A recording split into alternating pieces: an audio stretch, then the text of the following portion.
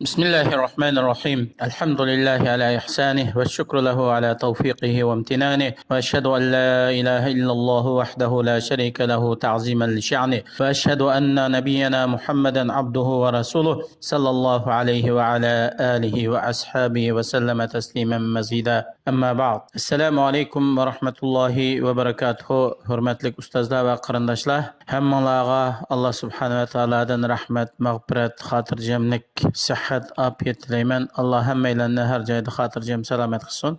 Bugungi darsimiz Allohning ne'matlariga shukr etish to'g'risidagi darsning 4-bo'ligi. Allohga shukr etish va Allohga toat ibodatni ko'plab qilish inson uchun dunyo oxiratning yaxshilik ishlarini ochadi.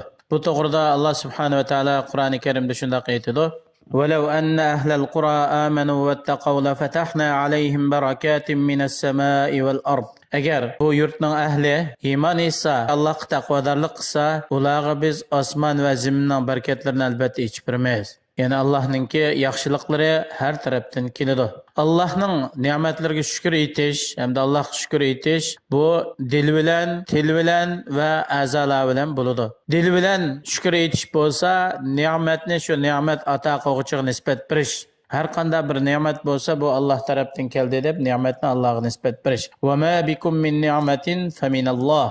Yani sizlarga berilgan har qanday ne'mat bu Allohning tarafidan. Hamda til bilan shukr etish bo'lsa, Allohga hamdini ko'p etish. Yani har bir ne'matga erishgan vaqtida alhamdulillah bizga ne'mat ato qilgan Allohga hamdlar bo'lsin, shukrlar bo'lsin deb Allohga hamd etish. Bu to'g'rida payg'ambar alayhisalom aytadi: "Valhamdulillah tamlaul mizan." Allohga hamd sana etish insonninki mizonini to'shqizadi. Allohga hamd etish bo'lsa, shukrninki beshi va shukrning avvali. Shundaqla bu hamd degan Qur'oni Karimdagi tunji oyat. Allohning kitobi hamd bilan boshlandi. Yani alhamdulillahi robbil alamin. Barliq go'zal madihalar olamlarning parvardigori bo'lgan Allohga xosdir deb biz har qachon Qur'oni Karimni ochgan vaqtimizda Allohga hamd etish bilan boshlaymiz. Alloh subhanahu va taolo payg'ambarimiz sollallohu alayhi va sallamni Allohning o'ziga ato qilgan ne'matlarini kishilarga bayon qilib berishga buyurib shunday deydi: "Va amma bi ni'mati robbika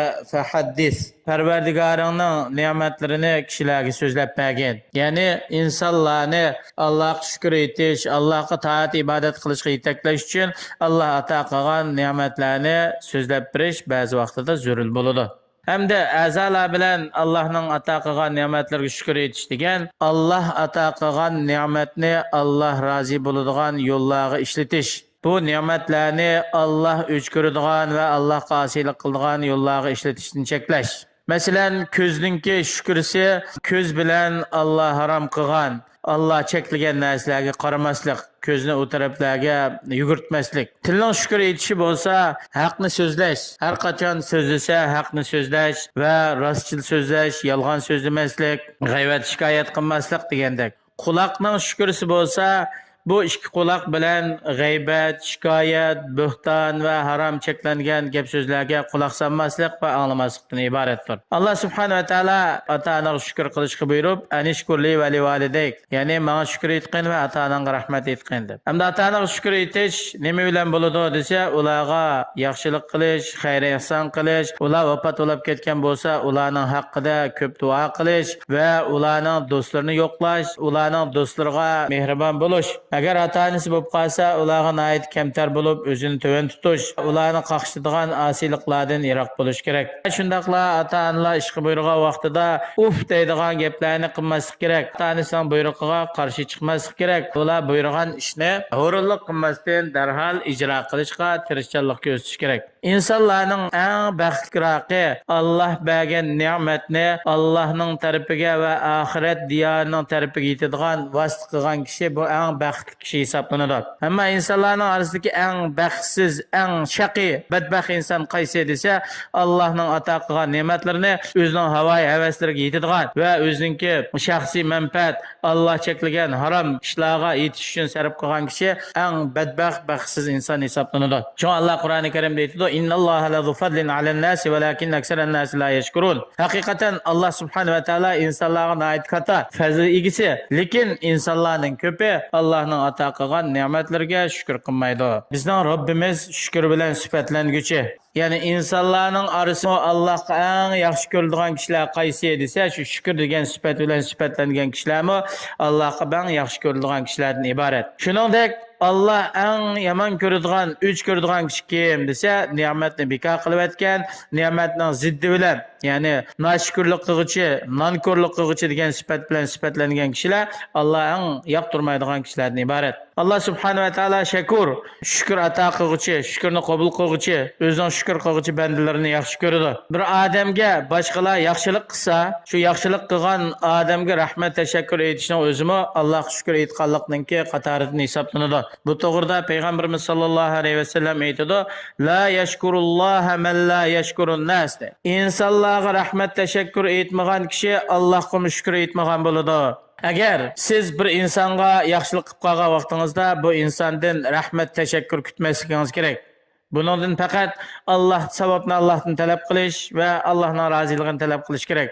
Bir odamga zarra bir yaxshilik qilib qo'yib, men shunda yaxshilik qilsam, men rahmat tashakkur etmadi va men shunda gidiyotidi, uvotidi deb qilgan yaxshilik, xayr ihsonni yo'q qilib o'tmaslik kerak. Shuningdek, har bir inson Alloh ato qilgan rizqqa qanoat qiladigan bo'lishi kerak. Shunda qilgan vaqtida insonlarning orasidagi eng shukr qiluvchi inson bo'la oladi. Chunki Alloh ne'matni oz bersin, ko'p bersin, Allohning ato qilgan ne'matlarga qanoat qilgan kishilarning orasida eng shukr qiluvchi banda hisoblanadi. Alloh subhanahu va taologa hamd va sanolarni va rahmat, tashakkurlarni ko'p aytish kerak. Bu bo'lsa-mu ibodatlarning orasidagi eng katta ibodat hisoblanadi. Shunga payg'ambarimiz sollallohu alayhi vasallam o'zining muborak hadislarida aytadi: "At-ta'imush shakiru mislus sa'imis sabir." Yemek yeb shukr etquchi, sabr qilib ro'za tutquchiga o'xshash ajr savobda. Bir odam bir yemekni yeb Allohga shukr etadigan, xuddi sabr qilib ro'za tutgan kishiga o'xshash ajr savobga erishadi. Allah ato qilgan oz ne'matlarga shukr qilmagan odam ko'p ne'mat ato qilinsa-mu, uningga shukr etmaydi. Shunga Abu Mughira rahimahullohdan kishilar qandaroq tang'atquzlar deb so'ragan vaqtida Allohning ne'matlariga cho'mib tang'atquzdik, ammo Allohning shu ne'matlariga shukr etishdan ojiz kelib, ne'matga cho'mgan holatda tang'atquzdik deb javob bergan. Allah subhanahu va taolo aytadi: "Va in ta'uddu ni'matallohi la tuhsuha." Sizlar insonlar Allohning ne'matlarini sanab bakmoqchi bo'lsanglar, sanab bo'lolmaysizlar. Ya'ni Allohningki bizga ato qilgan ne'matlari intayin ko'p. Mayli koinotda bo'lsin, mayli o'z nafsimizda bo'lsin, oilamizda bo'lsin, har qanday yerda bizga Alloh ato qilgan ne'matni sanasak, buni qiyomat kishimi sanab bo'lolmaymiz, ne'matning haqqini ado qilib bo'lolmaymiz. Shuning uchun Alloh ato qilgan ne'matga o'z yo'lida shukr qilsak, Alloh bizga ko'paytib beradi. Shunga Alloh subhanahu va taolo bandaligiga qaraydi. Ne'matga ko'p erishgan odam shukr qilamdi, qilmamdi va ne'matga erishmagan odam sabr qilamdi, qilmamdi, shuni qaraydi. Shuning uchun biz Allohga haqiqiy taqvodorlik qilish bilan Allohga shukr etish va sabrchanlik qilishning orasini birlashtirishimiz kerak. Alloh ne'mat ato qilsa shukr qilish, agar normal holimiz bo'lsa, buningga sabr qilish bilan Allohga taqvodorlik qilsak, inshaalloh insonlarning orasidagi a'budin nas, ya'ni insonlarning orasidagi eng ibodat qiluvchi, Allohga eng yaqin bo'lguvchi bandalardan bo'la olamiz. Alloh subhanahu va taolo har birimizni bizga ato qilgan ne'matlarga shukr etadigan, ne'matni Alloh yaxshi ko'radigan, rozi bo'ladigan ishlarga sarf qiladigan haqiqiy taqvodor, shakirin, sabrinlarning qatoridan qilsin. Assalomu alaykum va rahmatullohi va barakatuh.